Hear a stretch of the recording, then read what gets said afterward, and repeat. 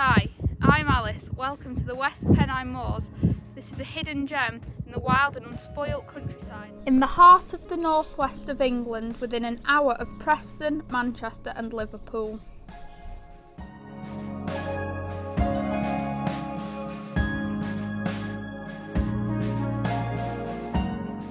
Ever since I was a kid, I was brought up on a farm, so I got too much nature. But the great thing is about nature is it's always there for us. It's surprising, you get up there and there's heathlands and there's mosses up there, and it's sort of bleak, but it's got its own beauty. The West Pennine Moors covers approximately 90 square miles of moorland and reservoirs. The moors are separated from the main Pennine Range by the Irwell Valley to the east. The best way to explore the moors is on foot. Public rights of way crisscross through the moors.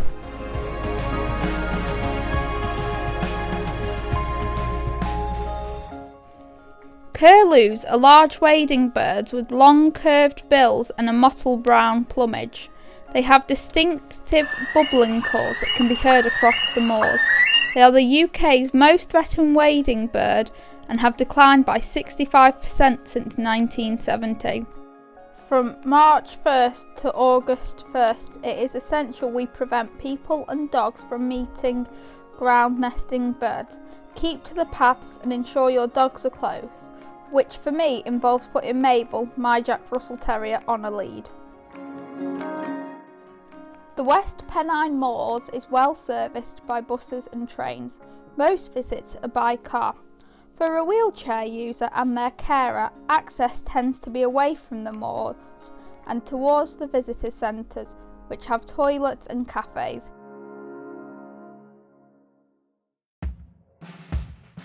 Hello, I'm Adam. Hiya, I'm Paul. I'm Adam's support worker, and today we're going to climb Bivington Pike. So, walking quite fast. Do you like walking fast, Adam? Yes, I do. So tell me about what you like about walking. It keeps me active, it keeps me fit, it gets me out, keeps me busy, and I really enjoy it. It's a lot of steps, but I can manage, I'm fit enough too. This is Gary, my name's Martin, I'm his support worker. Adam and Paul have just gone all the way up to the top. Gary, unfortunately, as much as he likes to get out in the in the wild, he can't make it up a gradient, so this is as far as we could come.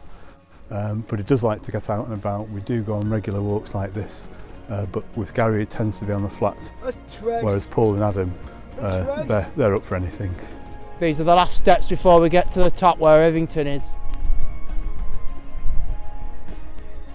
This is amazing to think that I'm on the West Pennine Moors and I live just 10 minutes over there in Atherton, and I've got all this nature on my own doorstep. Really good, that, isn't it, Adam? It's quite good actually, because I've not been up here for a while, and I'm just glad I've come to one of my favourite places.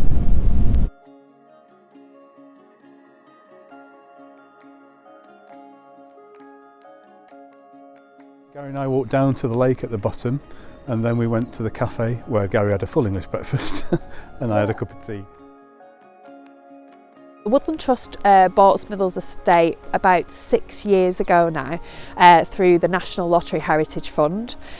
We've recruited 82 volunteers. Well, we've got a history group, we've got a photography group, we've got a wildlife recording group, we've got a group that joins us on a Monday. Hello, my name's Robert Aspinall. I'm a volunteer with the Woodland Trust at the Smithills Estate, and we're in Smithills Croft Wood at the moment, just clearing some beech trees that have started to grow from seedlings. Hand saws, loppers, sometimes a spade if we have to dig out the smaller trees. That's mainly it today. My name's John Marsh, I'm one of the on-site rangers. So I started in January 22. I'd just retired from 38 years in the health service. We're clearing the beech out of this patch of woodland. Essentially it's a bit of a thug, especially the small saplings. So if we clear those out, it gives some of the understory a chance to recover, and we can put some native trees in, oak and the like, some birch. And possibly some wildflowers, and try and increase the diversity a little bit as well. I'm Peter Hargreaves. I'm a volunteer with the Woodland Trust. All kinds of courses, all kinds of stuff really on woodland management, working group leader courses, first aid courses, any kind of course you can mention, tree identification. Wow, that's a question. What do I love about the Smithills Estate? I love the mix of habitats. There's so many different types of habitats. It's not just woodland. There's moorland, there's bogland, there's heathland, grassland. There's so much to see. I also love the community that it has. It's massive. We're just on the urban fringe. So we started in October 2016 and we're a forest school, but we do a really wide range of outdoor events. And I think children are naturally fascinated by small creatures and things they find and it's just a lovely environment to be in. There's always something interesting happening, whether it's splashing in mud or playing with water or finding a worm. Loads of really memorable experiences that just give you a connection to the world. I think a lot of us find it hard to imagine childhood without that, but today there are lots of children who don't really have much time outside.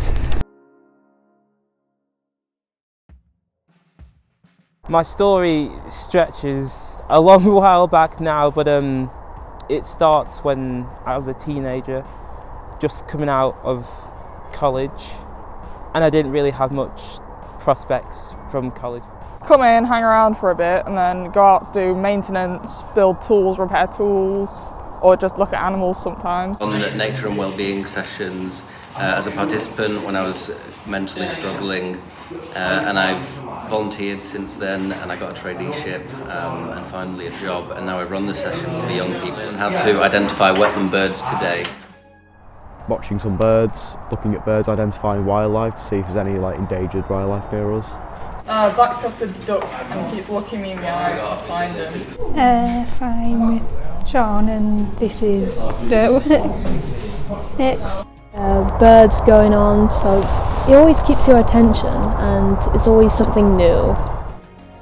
The social side of it, as well as the connecting with the environment and helping out on the reserve. I get to socialise, which is something that I really struggle with, along with mental health, so it actually gets me outside and has generally been improving my mindset. Made me wonder about what I wanted to do as a job, if I wanted to go into more things like this, if I wanted to work with nature, if it wasn't for me. It's really helped me find out more about myself. I'm off to uni myself. It always comes back to the natural world, and the natural world, especially in this modern time, can provide them with so many opportunities that sometimes college or university just can't. We're called Nature Well, and it is a men's group only. I think from the Friday group I get a great sense of belonging. You've had something on your mind all week and had nobody to talk to it about. Here you can. It's just brilliant. Sometimes, chopping wood's really good to get my anger out sometimes when I feel with the frustration, but also on a Friday there's room to talk. My name is George Coombs. I'm the Health and Environment Senior Advisor covering the Northwest NHS region. Naturally, I'm really interested in the health agenda, specifically aligning health and environmental planning, advocating for why a connection to nature is deeply important for the health and well-being of our communities. So green social prescribing is a specific system where an individual will be prescribed an activity outside in nature, whether that could be something as a community garden or it could be on nature walks. We need to understand the amount and significant amount of barriers as why communities can't access those spaces fundamentally. And that may range from travel and transport, that may range from financial instability. Also, it can be to do with confidence, it can be to do with communities who are facing severe levels of social isolation. So green social prescribing is a fantastic mechanism to be able to engage communities. I'm Sabra Iftikhar and we're at the Burnley site, called 4 acres. It's a blank canvas, it's got natural habitat there, it's got a river running through it, but what I want to do is create a green community space for the community, by the community. work with a lot of the community groups that are already here, so don't want to reinvent the wheel. So you link in with those organisations, you network, you get people on the site, and you collaborate, and that's the biggest thing forward, collaboration and working together. To me, my biggest strapline is, I always say this, nature is a healer. I personally use nature as a healer when my sister died. So I started going into the countryside, and it was amazing. The feelings I got, the way I felt, the way I behaved, everything about me changed when I was in that surrounding area.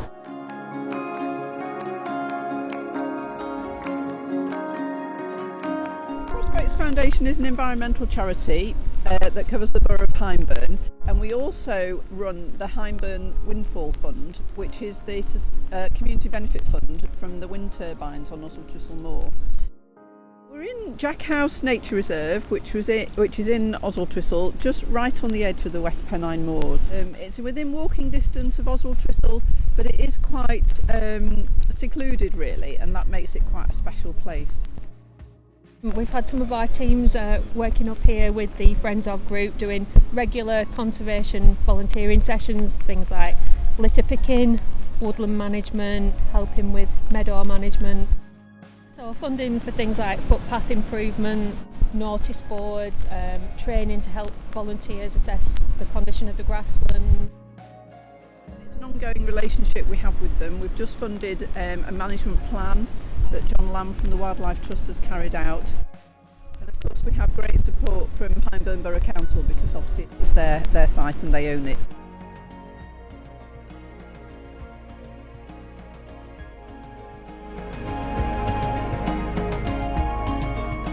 Came down here last winter and I've been every week since.